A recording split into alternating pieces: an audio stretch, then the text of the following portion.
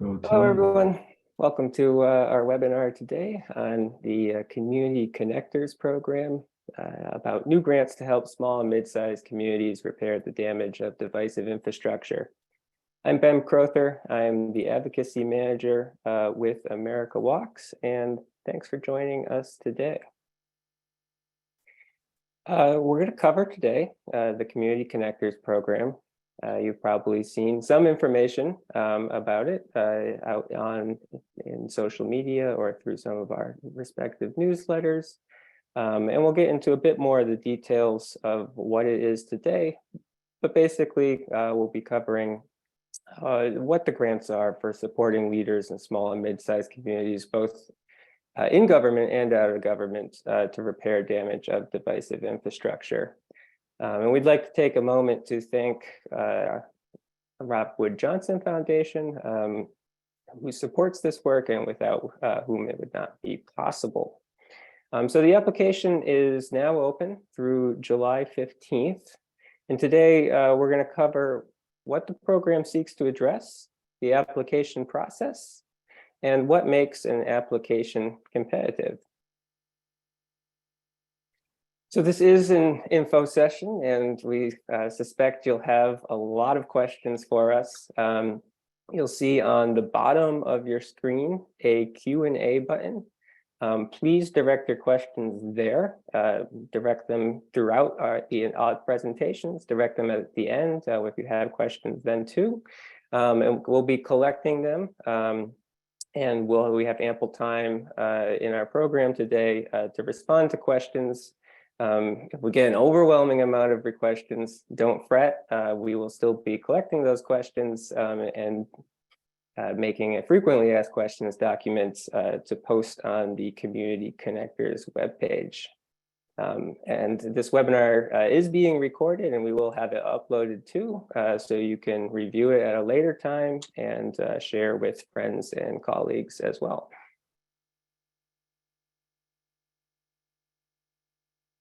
So the Community Connectors program is led by Smart Growth America in partnership with the New Urban Mobility Alliance, America Walks, and Equitable Cities. And we have on our webinar today representatives from each of those organizations. Beyond myself, we have Charles Brown from Equitable Cities, Beth Osborne from Smart Growth America, and Harriet Tregoning from the New Urban Mobility Alliance. So we're going to start today with Charles, who's going to talk a little bit more about what this program is aiming to address. Thank you, Ben. Good morning, good afternoon, and good evening to each and every one of you. Welcome to this very important webinar on connecting communities, community connectors, supporting leaders in small and mid-sized communities in and out of government to repair the damage of divisive infrastructure. I am honored to be before you today to shed light on the problem that we aim to address, which is a problem that has deeply affected our communities and perpetuated long-lasting inequities. So in past and present times, our society has witnessed a concerning trend, and that trend is the rise of divisive infrastructure. As you know, infrastructure is meant to connect us, to enhance our quality of life, and to foster unity. However, somewhere along the way, this noble promise or the purpose has been compromised.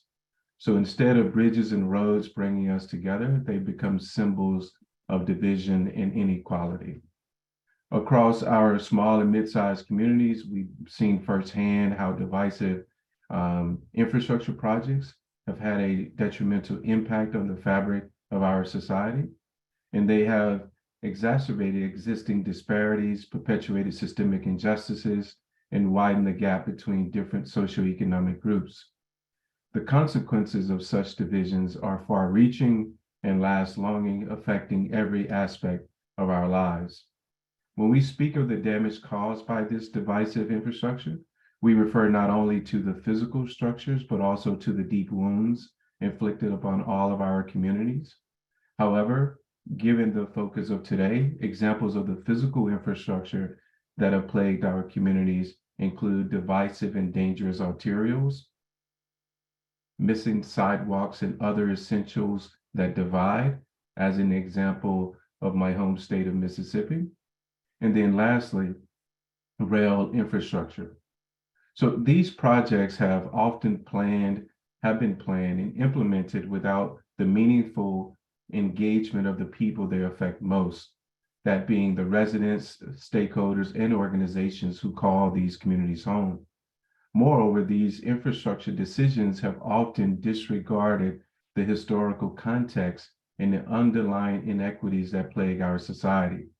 They've disproportionately impacted marginalized populations, further marginalizing them and perpetuating social and economic disparities.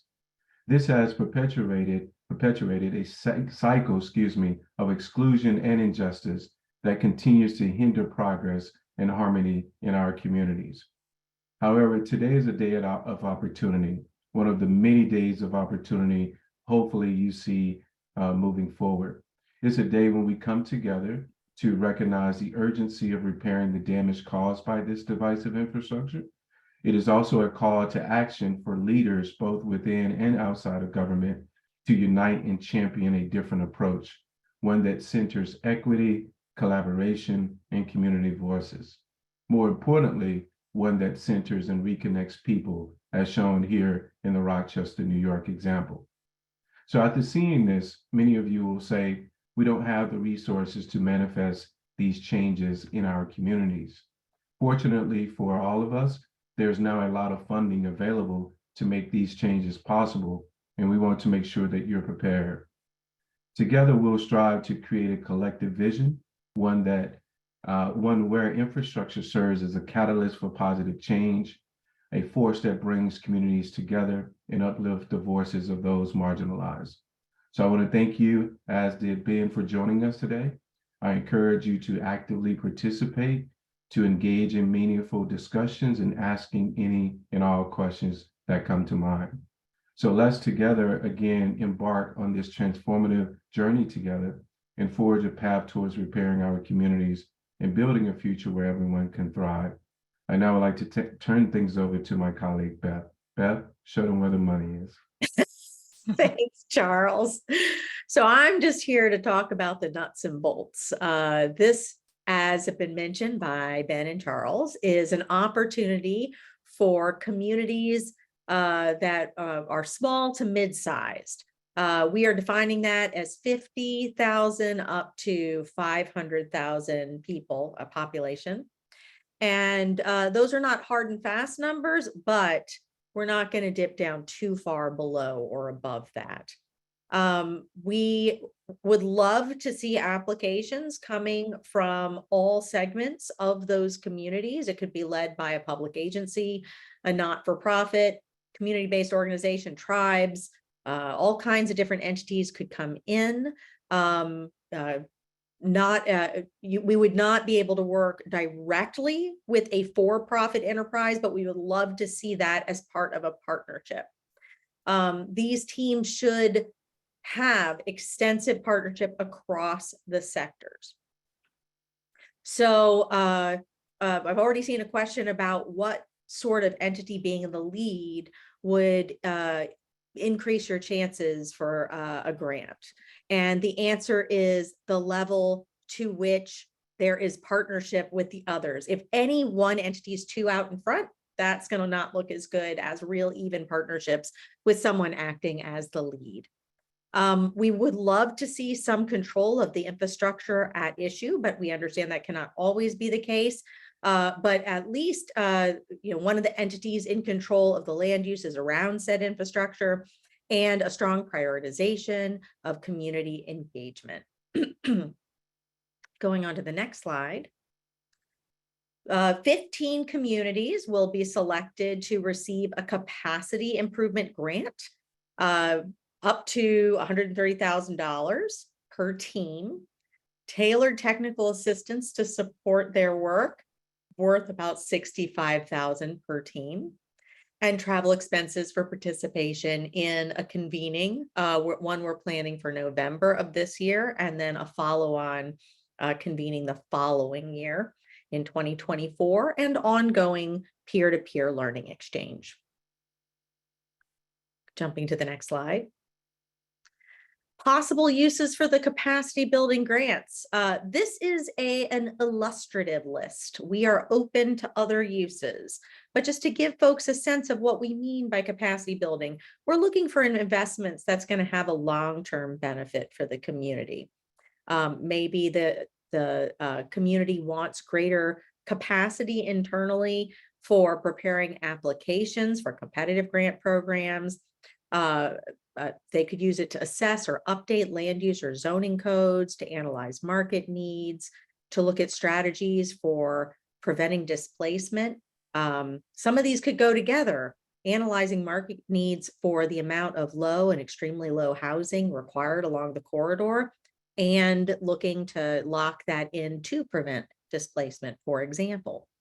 Updating roadway design standards, meaningful engagement, including supporting the participation of community-based organizations and residents by paying for their time, could all count as a capacity building. Jumping ahead. The application is meant to be quite simple. It is an online application where you will fill in your answers on the webpage. You will answer questions about the project or the effort type and description. So you'll talk about the barrier that you're facing, some basic thoughts about what is needed for changes, including goals and priorities. Information about the community itself, who lives there, what are the challenges they face, some overview about the partnership that you put together to work on this issue and how you're engaging the community, your capacity challenges, whether or not you can participate in the convening that we are scheduling for November, and any additional supplemental materials you would like to attach. There's a way to attach maybe past applications for competitive grant programs, pictures of the area, letters of support, things like that. Going forward, here's a little bit on the timeline. Applications opened up May 22nd. We are on June 6th. We will close the application period July 15th and spend time reviewing. Hopefully in August, we will be able to notify all of the winners, and we will start working with them between that notification and the convening the week of November 13th. All of this fall will be spent putting real thought and fine point to the work that's going to be done together, with the work starting in earnest at the beginning of 2024. And we will have TA and further learning cohorts and virtual learning, and hopefully another convening in 2024 before we finish up in early 2025. I wanted just to let folks know we've had a wonderful partnership with folks from across the country in preparing this application, and we'll be working with them to put together a great convening and learning exchange in November. And we really reached out to folks for input from nonprofits and environmental groups and folks expert in land use and housing, and a broad spectrum of qualifications. And moving forward, I also wanted to say, as my colleague says, we are talking about grants and TA for some, but resources for all. We are building out an advocates portal, advocates meaning anybody advocating for change in the transportation system, whether elected, community-based, or an advocacy group, to explain the process so that you can have more information about how to advocate for the changes you want in your community. What are the things you're likely to hear from an owner of a roadway that's causing a problem? And how do you counter those things? And this is something that's going to be built out. And as you all are looking through it, if you have thoughts about additions to it, know we have some things in the queue already, but we are all ears for other things to address in this portal. All right, and I think going on to the next slide is where I hand things over to Harriet. Thank you so much, Beth. So what I'm going to talk about is who should be applying and for what. So on this slide, we've outlined 3 types of projects, but I want to start with type 3. Type 3 is where you know you have a problem in your community. You know that there's a lack of connectivity. There's a high traffic road that people have real difficulty crossing, or there've been a lot of injuries or even deaths on this road. Or you have a part of the community that's very isolated and can't get easily to jobs or to other daily destinations. You don't know yet what the answer is, but you know who's affected and you know you want to do something about it. So that's a type 3. You want to consider an approach. You know a little bit about what the problem is, but you don't yet have the answer. A type 2 project is where you have that infrastructure barrier, that divider identified, but you also have some thoughts about what might work. You want to consider maybe doing some bridging over that infrastructure, or looking at alternative transportation options, maybe expanding transit. Type 1 is where you have a very specific project. You have an idea that you've been working on in your community for months, maybe even years, and you are ready to get capital funding for that project. You have a pretty good idea. Maybe you were unsuccessful in the latest Reconnecting Communities funding, and so what you want to do is workshop that idea and see what else you could do to make it more likely to be able to be funded next time around. So we're basically wanting to see a range of types of projects, and we want to meet communities where they are, across the spectrum, from just knowing you have a problem to having a very highly developed project. And we're going to select places that represent this range of conditions, so not just all one or the other. And the next slide talks about what our selection criteria is. We are going to be looking for some geographic diversity, so we're not going to pick all communities from a single place. We want to go based on need in some parts, so we want to deliberately pick places that have lower capacity. I mentioned before the range of project types, so we want to meet places where they are and have in our cohort of communities places that represent different points in the process of figuring out what to do to solve this reconnecting problem. We want communities to prioritize projects and approaches that are going to bring benefits to communities, and that you're thinking, how can I maximize the benefit that we get from addressing this issue? And we also really want to see teams apply together, because there's no one element in a community that has total control over this problem, nor can they manage a solution without having partners, whether those are nonprofits, directly with community members and organizations.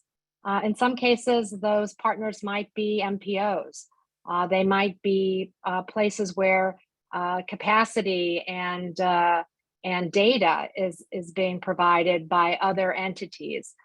So these partnerships we're really interested in, and hoping that you start thinking now about what kind of partnerships you can form in your community so that you can come in together as a team. I also wanted to talk on the next slide about some of our big picture objectives. This first one is very important. The word trust is in this objective.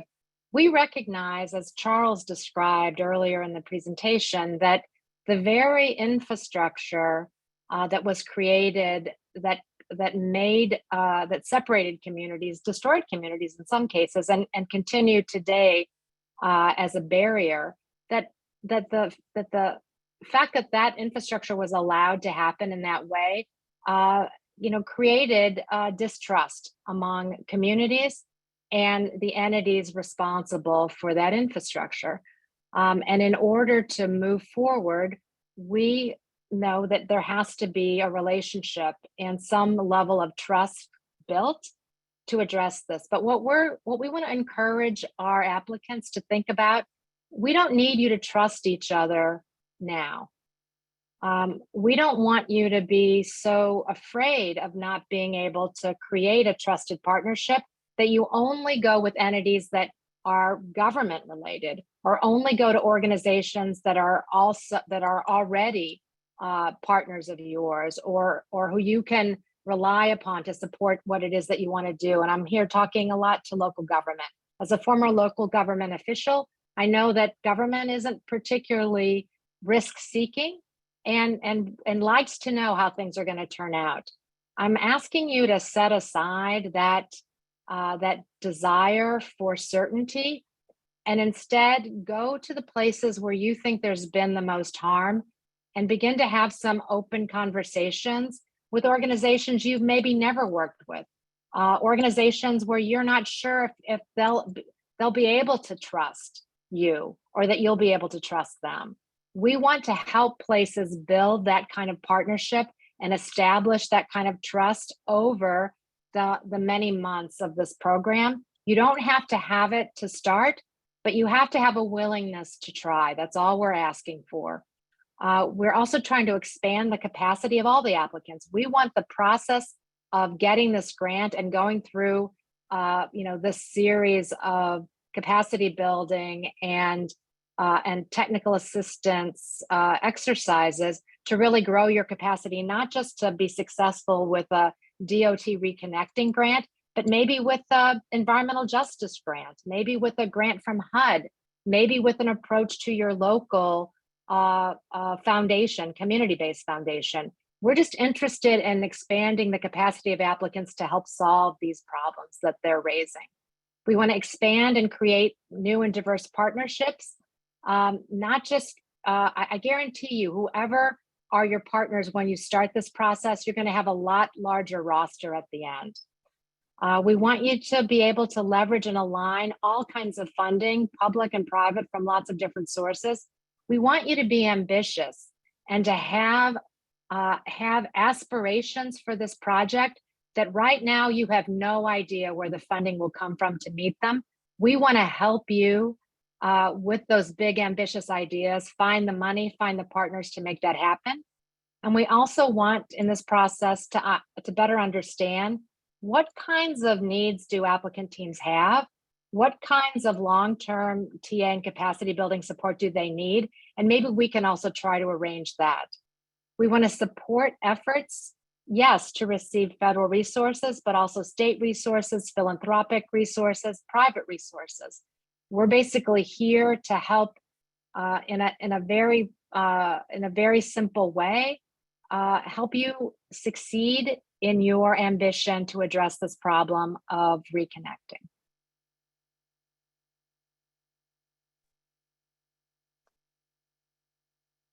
Okay, I think we've already got almost 24 questions. Why don't we dive right into it? We have many questions. Thanks, Harriet. And thank you, Charles and Beth. A lot of questions out there. We will try to cover them all. I think one of the more frequently asked ones that we can dive into a little bit is what defines a community, particularly in terms of calculating community size. Can MPOs apply? Can counties apply? How are we doing the math? I think is generally that question. Yeah, I saw this is the #1 question we get is about those size restrictions. And I just want to back up for a second and say that we have 30,000 local jurisdictions across the country, and we will be choosing 15. Will that be enough to solve the nation's problems? Absolutely not. This is just a step forward by a really wonderful foundation that is inspired by the efforts they're seeing across the country. This, 15 communities will go forward and we'll learn a ton from them. But we have started with an effort to help local jurisdictions, 50,000 to 500,000. We are going to define that as a governmental jurisdiction of some kind. So it could be a city or a county or an MPO that represents an area of 50 to 500,000 people. There will be many wonderful communities that deserve this support and way more, who will not be covered by that, including smaller communities and larger communities. There are definitely neighborhoods that feel like their own world, within a Los Angeles or a New York, but they're not their own jurisdiction. So they will not be able to qualify if they are not part of a governmental jurisdiction, 50,000 to 500,000. I also want to address the issue of who can lead, because I did see that I might have confused folks. We would love to see private entities as part of a team. It's just they can't directly receive funding through this grant. So that grant would need to go to government, a governmental institution, governmentally formed institution. So that could include a university or something like that, but it needs to be government or nonprofit. And I do just finally want to say that while it is extremely exciting to see something like this through Robert Wood Johnson, or the efforts by the U.S. Department of Transportation to address the infrastructure that has destroyed communities, it is nowhere near enough. And if we as a community feel like more needs to be done, I certainly do. That is something we need to remind folks that we work with in the transportation field, that this is something we all need to be undertaking at all levels. And anytime there's an effort to address transportation, we should remind people to include this in it, because we do have to clean up 100 years of damage. Harriet or Charles, would you like to add anything? Nope, I'm just going through the questions. I think maybe Ben can begin to tee them up for us, and we can try to knock them out. We can talk a little bit. We have a number of questions here about different types of projects that we didn't cover as specifically eligible, and so maybe we can address that a little bit. I see a few questions about stopping new divisive infrastructure from being built. Are those sorts of activities eligible? Or expanding trails and railheads and adding to, say, quality of life infrastructure? Are those types of projects eligible? No, we are looking at places right now that have existing infrastructure causing damage and addressing it. Now, it might be addressed with some of those things by creating a trail system or redeveloping, redesigning that infrastructure to reconnect the communities by maybe taking a really dangerous arterial and turning it into a complete street or a boulevard with all kinds of amenities for people outside of a car. But no, we're already taking on a huge undertaking and trying to redress past damage and existing damage, and it's just a little too much to take on stopping future damage. Though those are efforts that need to happen too, and other parts of my organization work on that as well.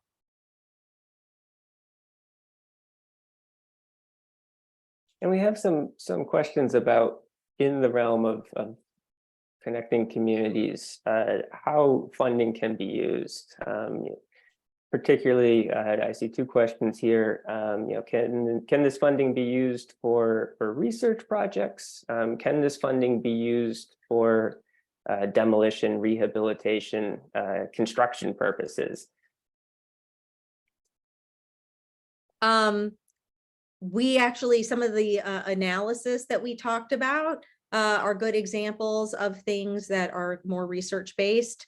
You would just need to make the case to us that work would enhance the local area's capacity to take on this project on your own. So that would be something that you should advocate to us. Like we said, we did not create a complete list, because we think many communities might have a great idea of what they need that is beyond something we think about. I will remind you that we're talking about $130,000 per community. So while I would love to believe that that could buy lots of property and do construction, I don't think it really can.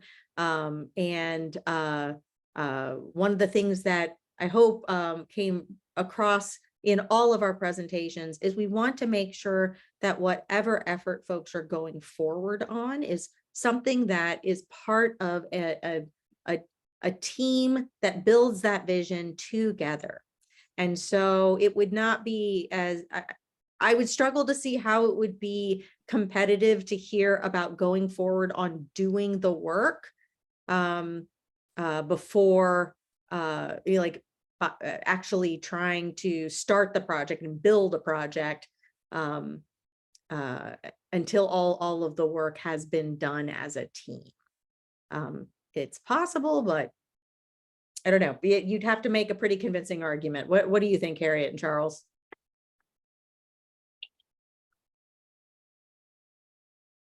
There's so many of the questions that are being asked have to do with, potentially areas that are outside of our scope. But I do think that for even some of those projects, they could submit for a component that is the right size, working with the right community, doing a very specific, kind of thing. I think that's possible. Obviously, our funding is not sufficient to do capital projects. We're trying to prepare you to be able to do that. And we're also trying to get people to think about how do we really maximize the benefits for the community that's been affected the most by this divisive infrastructure. And sometimes their needs might be well beyond simply removing the divisive infrastructure or bridging it. It might have to do with all kinds of other affordable access to jobs and education and healthcare and other daily needs. And your project might be about who the partners need to be to bring that about. Maybe you already have the funding for infrastructure, or that's a project that you're also working on. You want to use this grant to figure out how to really maximize those community benefits. So I think those things are all possible. And we're really interested, for so many of the questions, I can think of ways in which you could structure a project that would fit within our scope. So I'm hoping we're giving you some guidance to see how that might be possible. It's in some ways what we're trying to prepare our applicant teams for is to be massively successful, getting grants from lots of other places because they have a great team, because they have aligned goals, and because they have ambition for trying to simultaneously solve a lot of problems in a community beyond what a mere infrastructure investment would be able to do. I think it's useful to share this slide again, thinking about some of the possible uses for what we've outlined with this program.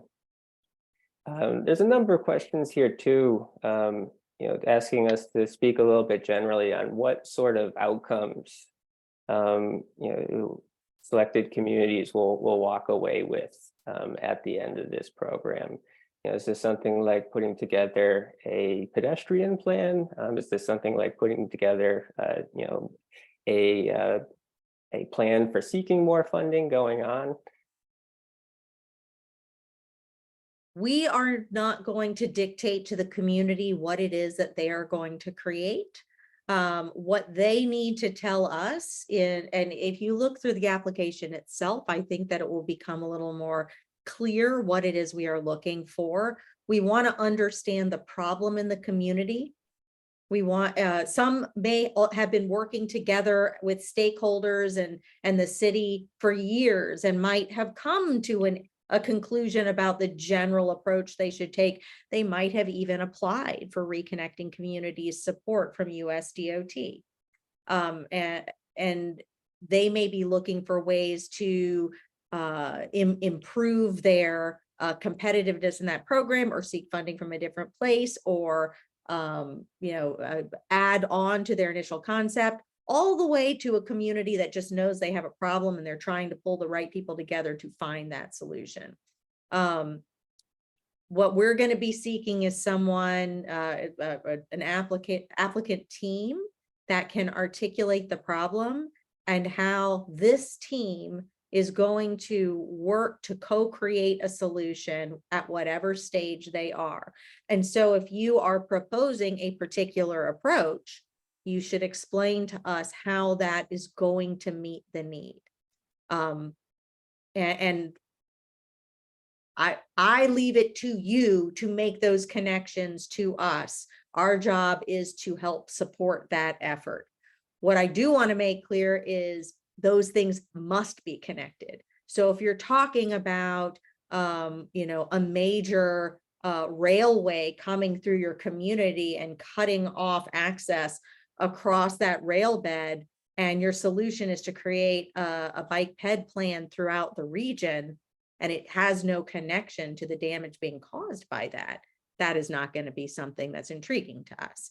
So whatever it is you want to come out of this with, we are going to want to see that it builds a community stronger, with deeper, more trusting partnerships that will be more powerful in advocating for itself once we're out of the picture, and that whatever you are looking to create is going to address the problem you've defined. Harriet or Charles, do you have anything to add?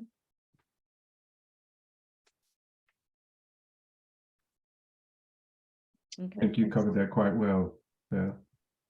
Yeah, we have a sort of follow-up question to your last point there, Beth, about community partners and what we are looking for in applications to demonstrate that partnership. And what, how do you make the case that you are working closely with community members? I feel like I'm talking too much. I keep pausing and hoping Harriet or Charles will take over. But I will say that this is, again, something I struggle to answer for a community. It is not about just working around, near, or with the community. It is about having them be true partners.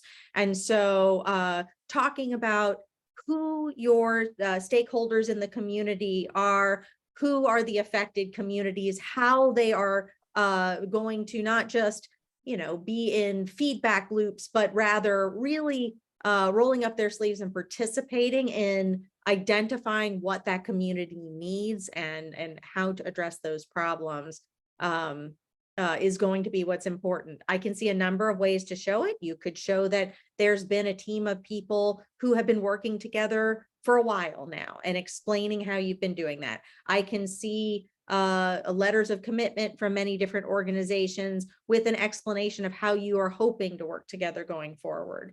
But we're definitely going to want to see a real partnership, even if you're just starting out together. That I would not want to see a city that is so much the owner of this that others just look like names on the page, that they're not true partners.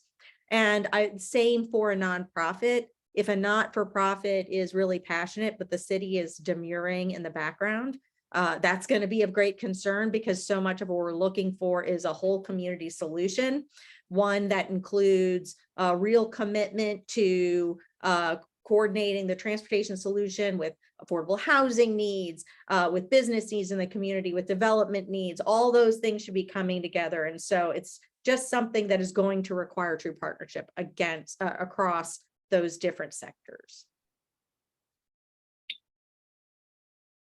So Beth, we're getting a bunch of questions about whether states can apply. And I'm intrigued by this. States are obviously represent, in every case, areas bigger than our population limit. But if a state is interested in doing a program like this, maybe because they're thinking about using some of their formula funds to try to address these issues, that could be a wonderful thing. We'd still be looking for a specific example of a community that the state would be identifying that's of the right size.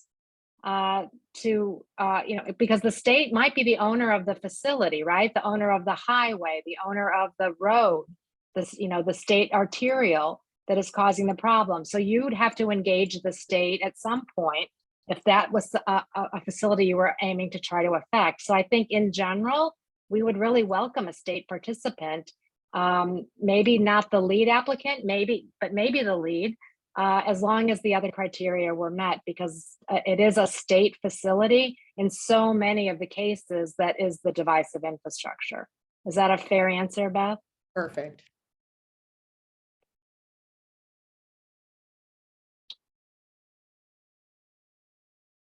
What if you're an advocate on this call, and I know we have many out there, who has a loosely organized group working with, say, someone in the city, an agency, something like that, but isn't a non-for-profit for themselves. What's their pathway, do you think, for working on an application here? I just answered think we that also one have in the chat. I think it's important for them to organize with those that are not so loose, put together a solid team that is committed to addressing the issue in their area and apply. And we had a couple questions that are similar, saying that we don't think we have aligned values with the city. We're a nonprofit or a group of citizens, and we don't think we have alignment. I don't think you need to start out with alignment. You need to start out with a willingness to consider that there's a problem that needs to be addressed. And maybe you don't know what the answer is. It may not be taking down a piece of infrastructure. It might be figuring out some other way to reconnect that is not the removal of a highway. So I think what you need is a city partner who's willing to go with you on this journey to explore what might be possible. And if that might mean bringing additional resources to the community, to the city partner, to the geography, most cities would find that like an interesting proposition, something that they'd like to talk about. So I wouldn't worry if you don't have alignment yet, but I think you need to find somebody you can talk to at the city who might be willing to explore this with you. That's all we want. And I will say, there are different things that you can do. One is you can go to your city and say, hey, there's this effort, but you need to be a part of it for us to be, competitive. And it's amazing how many communities will or entities will start to participate just because there's a competition. Always worth a try.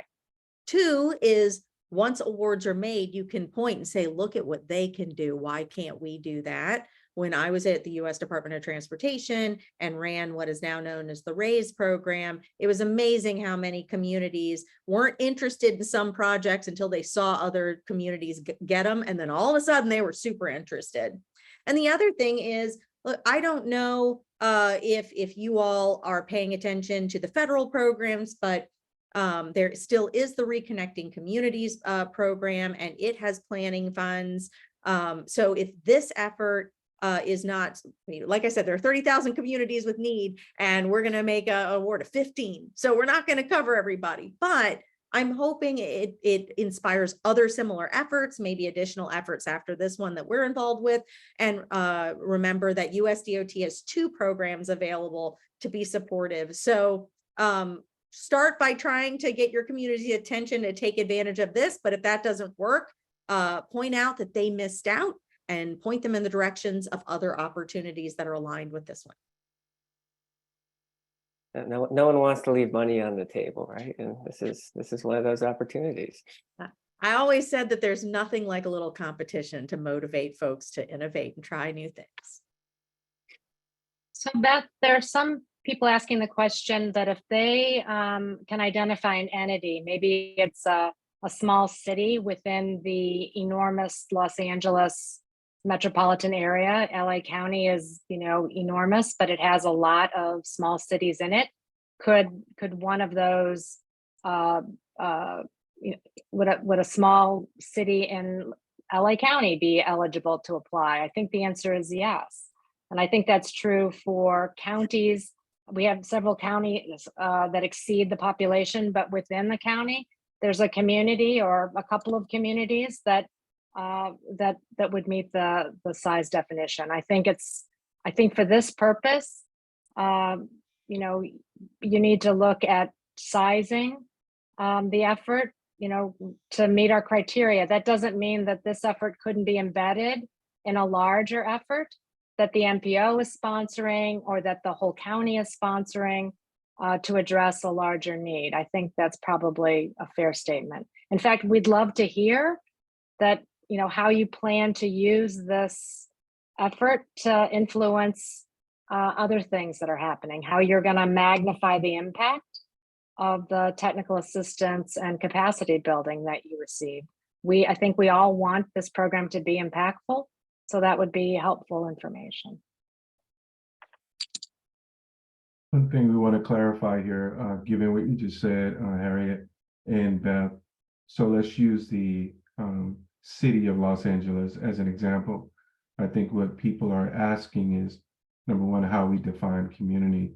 Community typically as defined in this case would be the city itself, but they're asking that question because community within LA City could be a neighborhood. And so if the neighborhood has a population of 50,000, but the city does not, are they eligible? Given what you just said, Harry, it could be perceived as they are, but given what the parameter said, it would be based upon the population of the city of LA, not the population of a neighborhood, unless we want to make some considerations for that now. So in your example, let's say Culver City is within the Los Angeles city limits. Culver City could apply, as I understand it, but the city of Los Angeles could not. So I would, you know, it's not just a semantic argument, because a local government does control the physical facilities within their city limits. I suppose in a case where they do not, for whatever reason, let's say all the roads are state roads, you know, then that might be, I think that's not a common situation, but you know, we're looking to get participation from the folks that control the land use and the transportation facility that's at issue.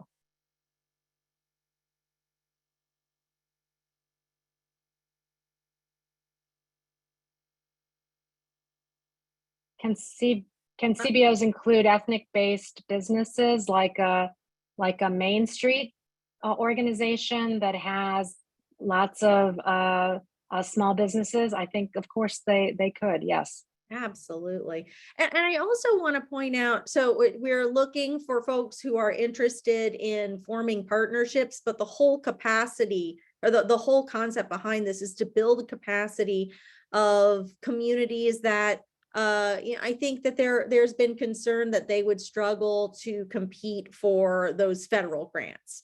So, and particularly, we're going to make sure we're reaching out to communities within our sphere of the 50,000 to 500,000 of different sizes between those areas, different geographies and different capacities.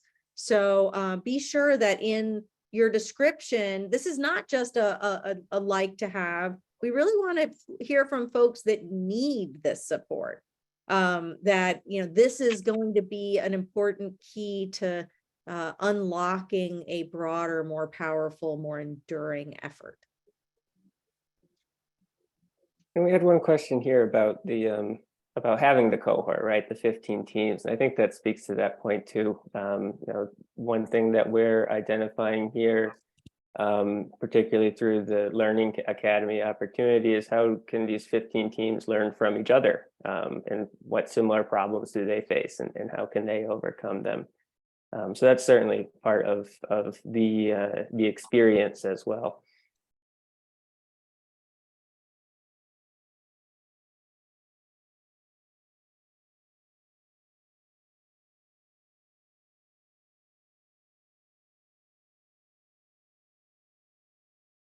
I will just say, if folks are in doubt, you know, you can certainly reach out, but feel free to put in an application. It's going to be, I used to say this again when I was at the U.S. Department of Transportation and managing our competitive grant programs. It wasn't about the making the minimum case. It was about making the or meeting the minimum requirements, but making the maximum case. So, you know, come in with a compelling vision and explain why you think you fit in the center of what this program was created to address. Like I said, do feel free to reach out with more questions. And we have purposefully made this application simple and streamlined so that it's not a big undertaking. But, you know, make a passionate case for why working with your community would exemplify the challenges faced across the country and make a great test case. So, you know, at the end of the day, what we'd really love is 15 communities that have shown the challenges and the opportunities for communities like them to advance reconnecting communities efforts.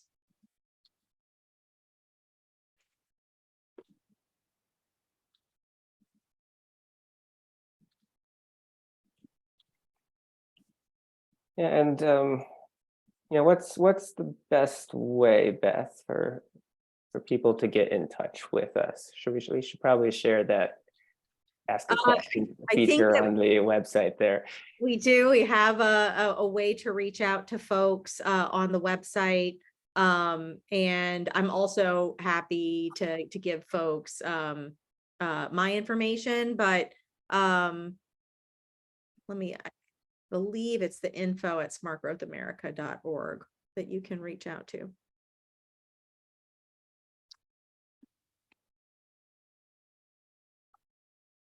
And I'll put in the chat as well the contact form for specific questions. Perfect, thank you. And we can, people can follow up with as well.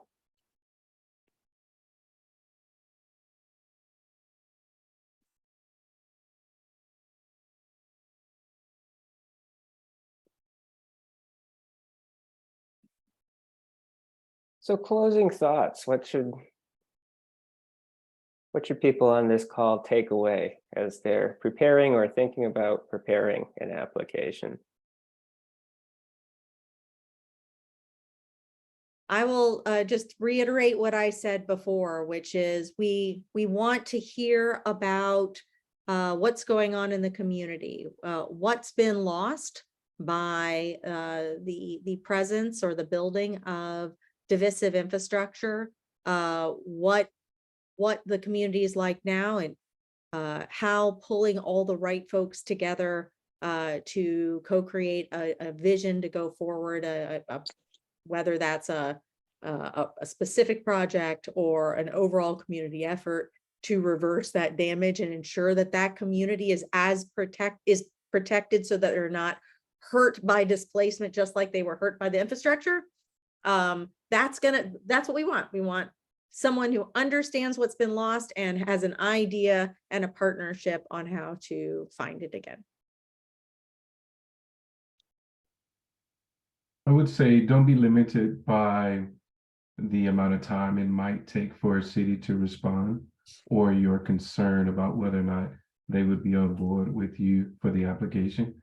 At a minimum, try to be convincing and show proof of your reaching out to the city or the county in an effort to make this possible. We wouldn't want to just receive an application where you stated the city wasn't interested without you showing some proof that they weren't. I think oftentimes that can be a cop-out. So show effort that you try to engage with the city, and then show a very robust partnership of other people in that area that could be supported by the project.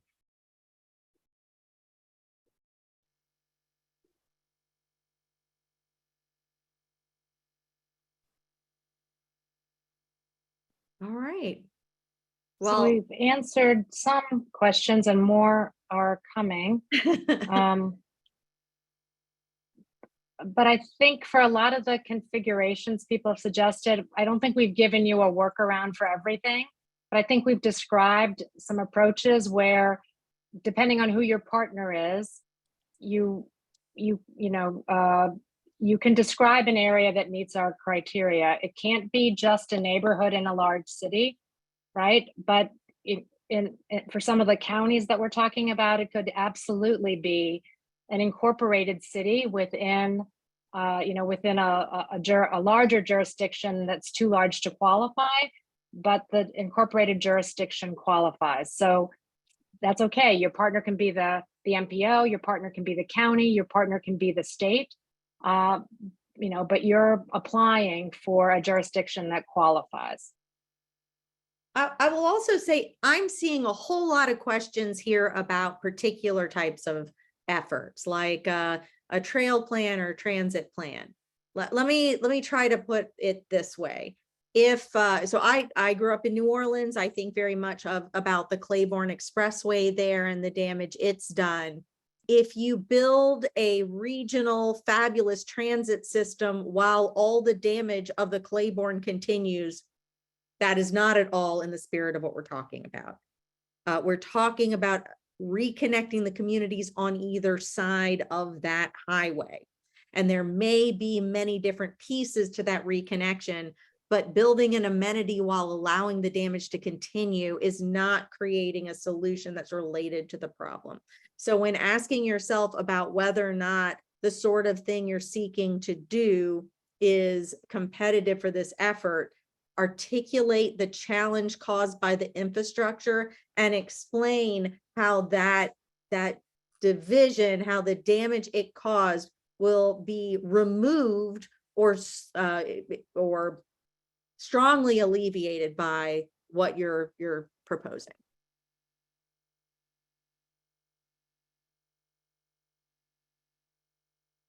Yeah, I think that's a good way a good litmus test for thinking about these applications. Yes, we have a number of questions, very specific ones. What we'll do next is work to separate them out into some larger buckets and create a frequently asked questions document so you can get some of those answers become available to you. But if you do have continued specific questions, I highly encourage you to submit them through the contact form. You'll get one of us who can answer that for you. So yes, thank you all for being here today and for your interest in the program. Thanks again to our panelists, and thanks again to the Robert Wood Johnson Foundation for their support.